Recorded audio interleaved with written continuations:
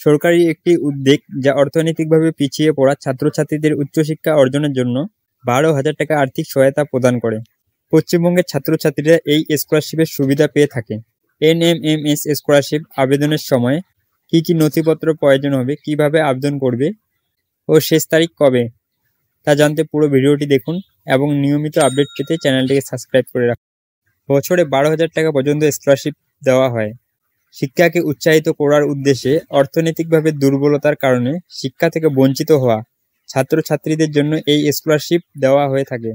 ভবিষ্যতের দিকে এগিয়ে যাওয়া, উচ্চশিক্ষা অর্জনের মাধ্যমে ভালো কর্মসংস্থানের সুযোগে বঞ্চিত না হওয়া। এখানে কোন কোন ছাত্রছাত্রীরা আবেদন করতে পারবে? সাধারণত অষ্টম শ্রেণীর ছাত্রছাত্রীরা এনএমএমএস স্কলারশিপ আবেদন করতে পারবে। যাদের ক্লাস 7 এ 60% ঊর্ধ্বে নাম্বার আছে এবং পরিবারের বাৎসরিক ইনকাম 2 লাখের নিচে, সেই সকল ছাত্রছাত্রীরা আবেদন করতে পারবে। সরকার স্বীকৃত শিক্ষা প্রতিষ্ঠান থেকে পাঠ্যরত ছাত্রছাত্রীরা আবেদন করতে পারবে। এনএমএমএস কিভাবে আবেদন করবে?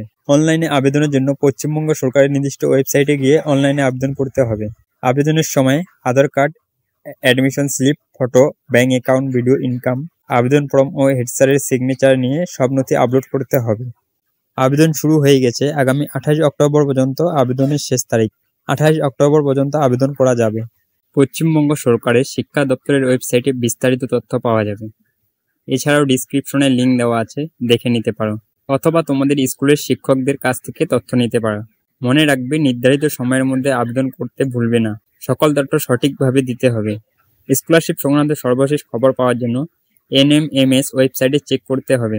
এনএমএমএস ওয়েবসাইটে প্রতিনিয়ত চেক করতে হবে। আরও তথ্য জানতে চাইলে কমেন্টে গিয়ে কমেন্ট করো। আশা করি এই তথ্য তোমাদের কাজে আসবে। পরবর্তী আপডেট পেতে চ্যানেলটিকে সাবস্ক্রাইব করে রাখো।